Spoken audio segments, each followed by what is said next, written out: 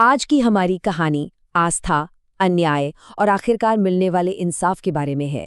ये एक ऐसी कहानी है जो हमें दिखाती है कि जब दुनिया के सारे दरवाजे बंद हो जाते हैं, तब भी उम्मीद की एक किरण कैसे जिंदा रहती है। सोचिए, ये शब्द वो इंसान कह रहा है जिसे झूठे इल्जाम में जंजीरों में जकड़कर जेल ले जाया जा रहा है। उसकी बेबसी और उसका अटूट विश्वास, सब कुछ इन शब्दों में झलकता है। और यही यही हमारी कहानी का दिल है।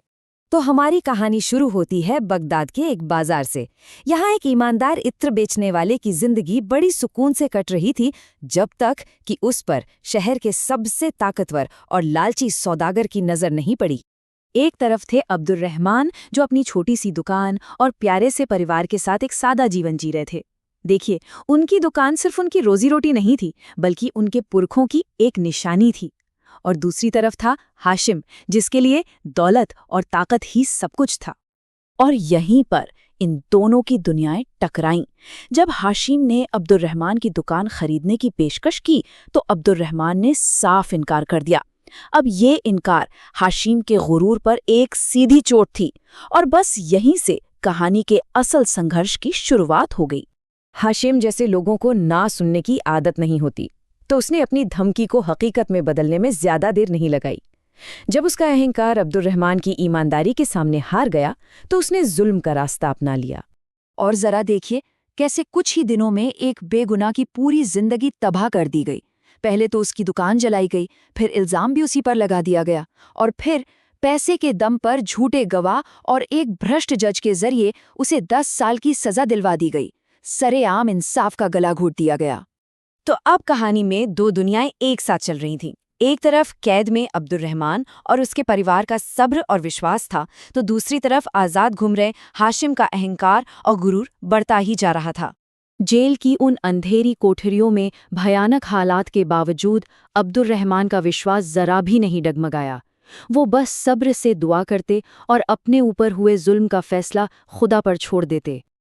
और बाहर अब्दुल रहमान की पत्नी अमीना और बच्चों पर मुसीबतों का पहाड़ टूट पड़ा था। हाशिम के डर से समाज ने उनसे मुंह मोड़ लिया।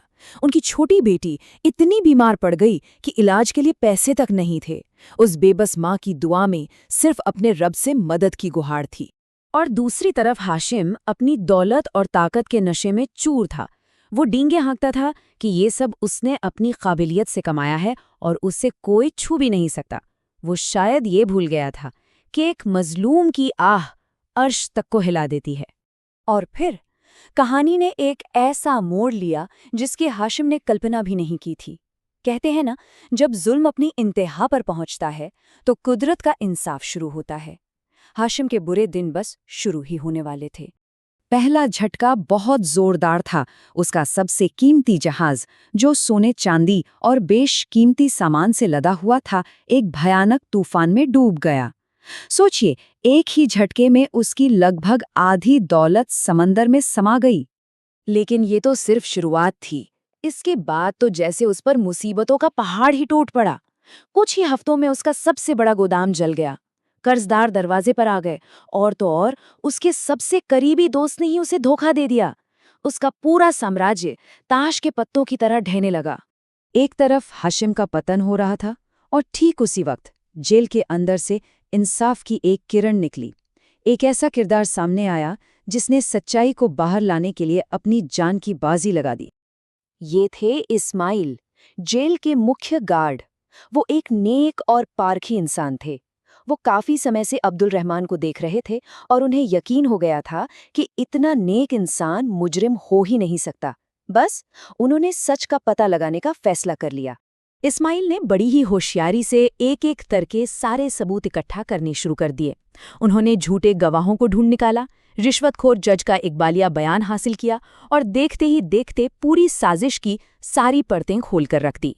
अब ये सारे सबूत लेकर इस्माइल ने अपनी जान की परवाह ना करते हुए उन्हें सीधे सुल्तान तक पहुंचाया।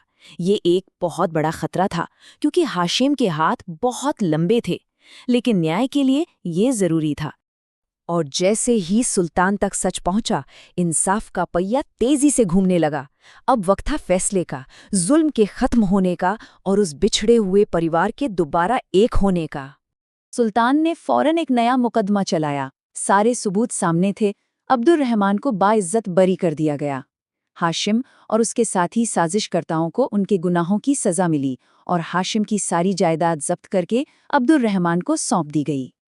कई सालों के बाद जब अब्दुल रहमान घर लौटे तो उनके बच्चे इतने बड़े हो चुके थे कि उन्हें पहचानना भी मुश्किल था। वो एक बहुत ही भावुक पल था, जहां सालों का दर्द और जुदाई के आंसू आखिरकार खुशी के आंसुओं में बदल गए।